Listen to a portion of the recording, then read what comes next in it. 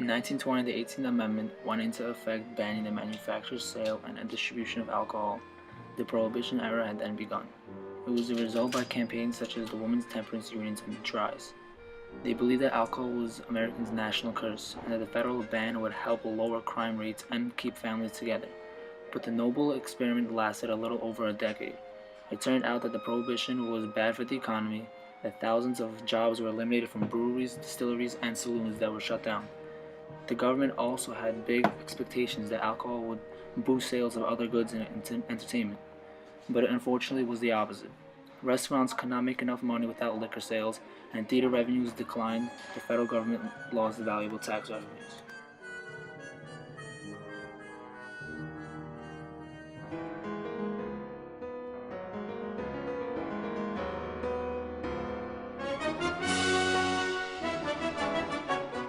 In the early 20th century, much of the drive for the Prohibition movement in North America came from the moralistic convictions of Protestants. Prohibition movements in the West coincided with the advent of women's suffrage, with newly empowered women as part of the political process, strongly supporting policies that curbed alcohol consumption.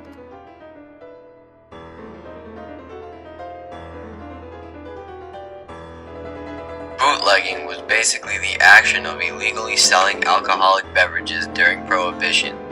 Because it was illegal, people tried to keep it as hidden as possible. The people selling the beverages were making a ton of money because of the fact that it was illegal. No one would speak of it in the open, and if they did, they would use code words to make it seem like they were talking about something else. Many people had underground bars that only specific people were allowed in.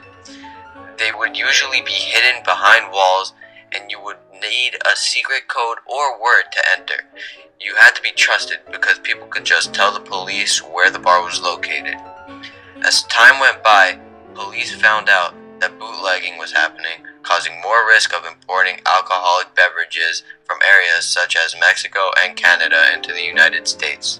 After several years, Prohibition became a failure in North America and elsewhere, as rum running became widespread and organized crime took control of the distribution of alcohol.